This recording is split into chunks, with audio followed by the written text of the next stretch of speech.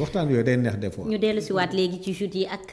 question réponse yi nga xamante ni am na fi réplique salée bi nga xamante ni le premier ministre daal dina koy def mais laataa loolu Cheikh Omar ban gis-gis nga am ci lu ni mel. waaw mais d'abord comme moom fi mu daanale pour la vitalité même du jeu démocratique parce que xam nga réew suñ dul waxtaan rek musiba la. donc te fi ñu war a waxtaanee mooy pencum ndaw réew mi. et comme tu as dit ci sa mbir constitution wu Sénégal moom moo ñu tënk ñun ñëpp. et même constitution boobu moom moo ko wax ci article 95. ñëwaat ci règlement intérieur bu assemblée nationale mu koy fàttali ci article 94. mais dafa wax lu am solo maanaam li nga xam ni mooy normal bu ñu ko defee ci réew mi mu mel ne lu exceptionnel. ça veut dire que kon réew moomu ni mu doon doxee c'était anormal. première des choses donc ça veut dire que ci lim nga ko ci fukki at ak ñaar yaa ko fàttali gouvernement bu Macky Sall ñaari yoon la def exercice boobu kon ça veut dire que dañ doon violer kon soit la constitution muy benn mais beneen bi violer règlement intérieur bu assemblée nationale parce que li tax ñu defee ko noonu dañuy wax am séparation des pouvoirs mais pouvoir bu nekk dafa am rôle am et rôle boobu dañ lay wax ni le gouvernement est responsable devant le parlement parce que gouvernement bi ci lépp lu muy def day dem ci ñi nga xam ni la askan bi teg foofu ngir ñu votel ko budget duñ ko votel budget parce que moo leen neex parce que dañuy def débat d'orientation budgétaire lii lañ soxla dëkk bu nekk wax ñu def arbitrage yi indiwaat budget bi ñu voté ko bu ñu paree ci budget bi ñoom ñoo koy évaluer parce que seen rôle mooy légiférer mais aussi évaluer les politiques publiques faire suivi nécessaire mais beneen bi comme ni mu ko waxee question d'actualité parce que député yi askan mi day dem ci ñoom ku si nekk dinañ la wax sa mbëbët ak jafe-jafe bi nga xamante ni moom nga am kon li tax ñu leen di wax ndaw réew mi mooy dañ leen a yónni comme dañ leen a yónni nag ca kañ leen yónni il faut ñu egg ko maintenant dans le jeu démocratique le premier ministre moom mooy chef de gouvernement ñetti weer yu nekk war na mën a dem jàkkaarloog assemblée nationale ñu laaj ko mu tontu te laaj ak tontu boobu du pour député yi kese mais pour askan bi la d'abord mais aussi pour suñu ay partenaires ñu xam donc jub-jubal jubbanti bi aussi jub-jubal jubbanti li ci jiitu mooy ñu respecter textes yi je crois que ñoom respecter nañ les textes maintenant dans la forme comme dans le fond après on va y revenir sur la forme moi j'ai toujours dit que Ousmane Sonko c'est un excellent communicant d'abord parce que li mu am yëpp c'est parce que il a appris à convaincre et xam nga bu fekkee yow li nga yore wala li nga nekk dëgg la ci yow te mu leer nañ doo ragal pour tontu bi beneen bi si stylu direct bu Ousmane Sonko dafa nekk koo xam ne il a le sens de la réplique donc sooy xool ku pànk la Sonko dafa pànk non dafa pànk day xuloo non du day xuloo c'est-à-dire dañu toll ci maanaam ci wàllu defanteeg gatsa mën na ko te daf koy def donc à chaque fois que ça dépend de kan la amal affaire donc quand tu l'attaques attends-toi à ce que la riposte soit à hauteur de l'affront maintenant c'est quoi le mobile beneen seetlu bi nga xam ne moom laa ci am mooy dafa am ay bis yoo xamante ni dafa bokk ci luy taaral démocratie xam nga ku mel ni Aïssata Tall Sall loo ko mën a waxal doone amul niveau doone amul background parce que Aïssata Tall Sall bi muy nekk ministre ci gouvernement wu parti socialiste yor seen communication boobu peut-être Sonko mu ngi nekk collège Aïssata Tall Sall excellente oratrice mais tey am na ay fonctions yu mu yoroon léegi nag man j'ai du mal à la connaître parce que combat yi muy porté la comprendre parce que am na benn moment boo xam ni nekkoon na si oser rêver après à un moment donné elle a osé le maquis mais elle l'assume mais quoi qu'on puisse dire elle s'est excusée bu fekkee ni man dama waroon a teew te teewu ma am gàllankoor mën nañ ko nangul mais tey Amadou Ba il est dans le territoire lan moo tax Amadou Ba demul daa ragal wala loolu beneen laaj la parce que pour man Amadou Ba mënoo dem nga campagne nga def ay moyens boo classé liste député yi Amadou Ba est sorti 3e li mu ci am kon pour man il devrait être présent surtout avec le rapport ñu ko ciy coow benn kon ça veut dire que y a une fuite en avant voilà Abdou Mbow au début moo doon cëppi parlementaire à un moment donné mais bële passé jot na ay coups est-ce que du coup yooyu mu jotoon lay bañ a jotaat donc bu finalement ça peut se comprendre et puis même Sonko dit bi may nekk député su ma duggee fii ci assemblée bi ngeen daw kon su ma ñëwee bu ngeen dawee du ma jaaxal donc loolu peut-être. en plus mu ne ñi nga xamante ni ñoo gën a nekk ay ténor gisuñu leen ñu ndawaan ñi la ñu gis aujourd'hui. oui mais parce que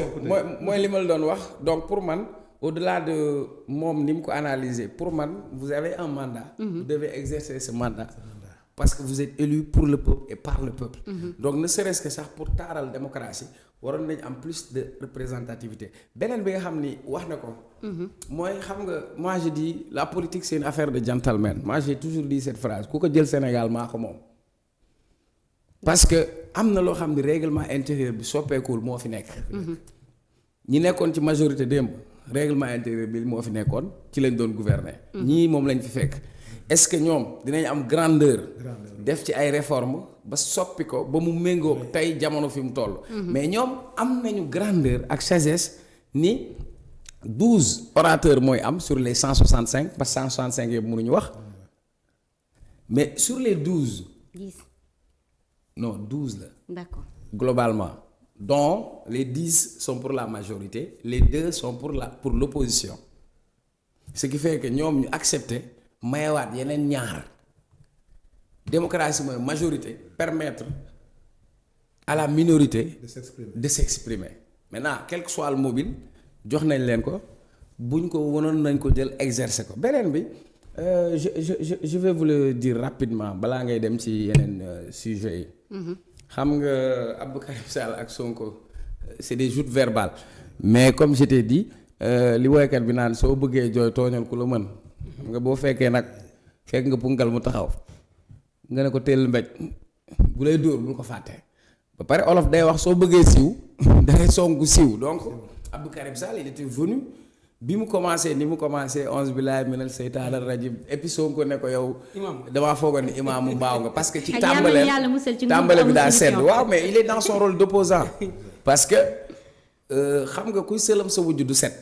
moom gis-gis boobu la mënoon am mais comme il est allé trop loin ci ay attaques mais au-delà de ces attaques en tant que koo xam ne nekkoon nga ci gouvernement yore ay responsabilités. nekk député am na ay informations yoo xamante ni c'est même bu doon dëgg sax du nekkul lu war a génn. rawatina ak nekkul dëgg surtout ci question de la Casamance. parce que pour la Casamance moi je l'ai dit c'est pourquoi j'ai reproché ça à Cheikh Yérim. sur la question de l'intégrité territoriale sur la question de cette situation en Casamance bi nga xamante ni guerre bu am 40 ans où Sénégal lépp ci perte parce que ay doomu Sénégal la ñoom ñoo ci faatu moo xam ci soldat moo xam ci beneen domaine nga bëgg a utiliser information boobu teg ko ci taw alors que c'est pas une information boo xam ni dëgg la. muy benn mais beneen bi ko Sonko ne ko li nga wax nii li nga nekk député moo tax c'est normal parce que am na immunité parlementaire. mais même soo amee immunité parlementaire warul tax ngay yëkkati yenn kàddu parce que kàddu xamuñu fu mu jëm. et je crois que Sonko a été très correct dans sa réponse pour lui dire que ay contre-vérité la. concernant Thierno Alassane Sall aussi man du ma wax ci nit lu ma gëmul. personne ne me dira que Thierno Alassane Sall du boroom xam-xam. personne ne me dira que Thierno Alassane Sall amul ay valeur li ma retenir ci moom ñaari fait moo tax ma retenir ko ci moom. mooy. bi mu ñëwee nekk DG ARTP 15 millions ñu proposé ko mu fekk fa salaire u 15 millions il va aller voir le président de la République pour lui dire que salaire u 15 millions dafa bëri c'est trop looloo tax président jël décret salaire u DG ñu def ko 5 millions beneen bi nga xamante ni ci wàllu pétrole bi pour signer des contrats il avait refusé pour l'intérêt du Sénégal ñu wàccee ko mais par contre il fait de la politique léegi nag moom il voulait poser une question gênante sur la question des caisses noires. indiwaat question quand les gens m'ont demandé man dama d'accord ak Ousmane Sonko. parce que au-delà de dagg benn partie vidéo xamoo ci contexte bi. mais surtout ni ñu doon defee caisse noire dafa xaraam. d'abord première chose la caisse noire elle n'existe pas. c'est un mot que les gens ont créé. ce sont des fonds spéciaux. fonds spéciaux état day soxla renseignement. président dina soxla yenn mission yoo xam ni c'est des missions secrètes beneen bi yow da ngay dem seeti xalif bi léegi nga ne ko dama am sama soxla xalif bi ñuqi fajal la ko waxtuma la ak président donc fonction présidentielle am na cër boobu. am na jamono boo xam ne Idrissa Seck ak Ablaye Wade ci coow li Idi lan la wax Ablaye Wade moo ma dénk les fonds politiques may ci def lu ma neex. defar Thiès. parce que fonds politique yi doo woon rendre compte. bu dee loolu la woon moo doon fonds politique façon boobu dafa xaraam. mais comme cette fois-ci ñoom ci réforme yi ñu wax dañ ne dañuy encadrer les fonds politiques. bu ñu yem ci voter rek fonds politique yi ne lii la nangam mais dañuy am kuréel boo xam ne li tax fonds politique bi jóg ñu saytu ko xool ndax dem na ci je crois que forme boobu moom moo gën maintenant pour le reste assemblée nationale ni mu bindoo ñi fa nekk jógewuñ ci ay daayra ci ay partis politiques lañ jóge donc les contraintes et les réalités politiques dafay répercuter au sein de l'Assemblée nationale. Mais ce qu'il faut retenir mooy au moins il y a une vitalité démocratique. Ce qu'il faut retenir que des questions et des réponses ont été apportées sur le vécu des Sénégalais. Mais man li ma ci gën a neex mooy loolu laa doon xaar. Quel serait le comportement des députés du PASTEF? Ils n'ont pas été là pour dire Ousmane Sonko tu es beau, tu es gentil. Mais sur les questions yi nga xam ne moo gën a nekk actualité. Députés yi nga xamante ne ñoo fa nekk mënoo xàmmee ndax PASTEF lañ bokk wala feneen lañ bokk. C'est ce qu'on attend de nos parlementaires, de nos représentants pour qu'ils soient dignes de leur honorabilité. Très bien am na solo bu baax a baax alors Matar balaa ñu dellu ci pàcc yi nga xamante ak grand yi ne am na tardé ci ak grand yi tardé yi.